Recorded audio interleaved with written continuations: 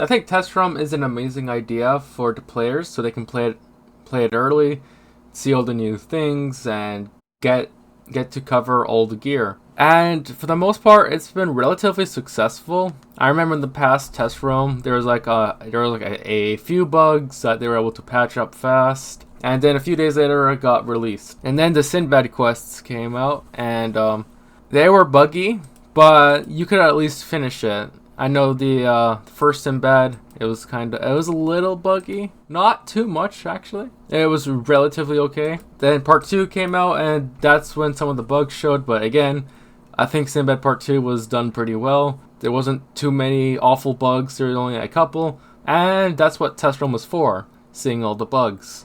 The Floating Dutchman came out, and I remember that was extremely buggy. Like, when you walked in, there would already be people fighting in the Floating Dutchman. You always had to switch realms and then re-enter just to get a private fight. That took a while to fix, but people could still do it. You just had to switch realms. That was like the first hint that probably future test realms were going to be a lot more buggier, and you wouldn't be able to have your own private instance. Sinbad Part 3 came out, and there was a lot more bugs than second, so I'm noticing a trend here. But once again, it was relatively successful. I quite enjoyed Sinbad Part 3 test room. It was very fun, very challenging. But yeah, for like all 3 Sinbads, I don't have too much of a problem with it. I think it was handled very well. But when we start to get into like a little bit of the problems, we'll cover that in a second.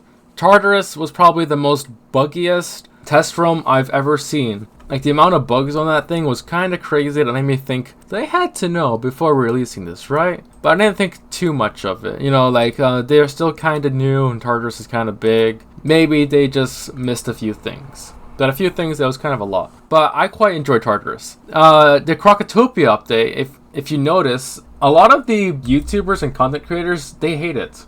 For a good reason. They quite enjoyed Tartarus, but they don't like Krokotopia. Why is that? Well, that's because of the insane amount of bugs on that thing.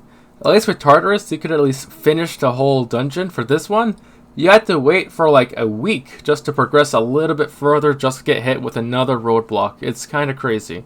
So, when Krokotopia was coming out, there was a few teasers that got everyone super hyped up. There's going to be the armadas coming back. There's new villains. There's going to be a lot new gear, new mounts. The hype was pretty crazy. But when it came out, on the first day, a lot of the players got stuck immediately because the Mander in the cage, you couldn't really open the cage because someone else opened it. And for some reason, it just didn't respawn opened the cage. So everyone was stuck for several days until they finally fixed it. So then players could progress that. They got hit with another roadblock. The Guardian Scarab was also bugged, where someone defeated him, and no matter what you did, he would not respawn.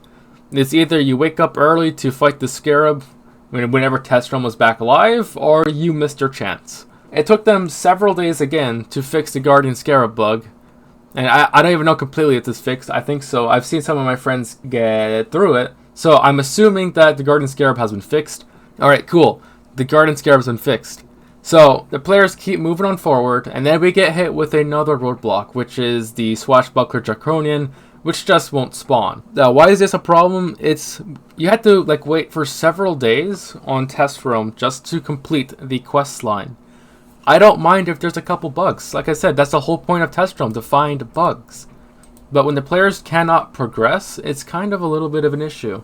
I think that they should take a little bit more time and just make sure, alright, can the players actually progress? Again, I'm not a game developer, but I'm assuming that they can at least try it out. They can at least see, like, can you make it from start to finish without hitting a massive roadblock? If there's one roadblock, I don't mind. I think it could be an honest mistake. But 3 roadblocks is kind of nuts. I just think that it was rushed. I just think it was insanely rushed. And it's kind of unfortunate, because I quite enjoyed Krokotopia during my playthrough. I loved it. I loved the fights. I loved everything.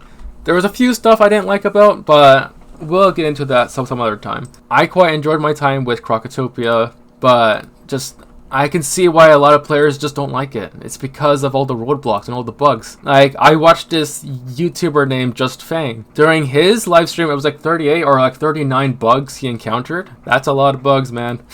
That's an insane amount. Probably a lot more than Tardis, if I'm being honest. Tardis, at least you could complete it, but with Krokotopia, you couldn't. So, what I'm hoping for the future is they take just a little bit more time, like maybe a week or two, to just make sure the players can actually finish it.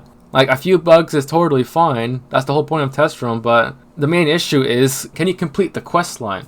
That's the most important thing. I just had the feeling that I needed to rant about this, and I don't know, hopefully they see it or something. But yeah, for the future, I hope that they take a little bit more time, and that's really about it. I'll catch you guys later.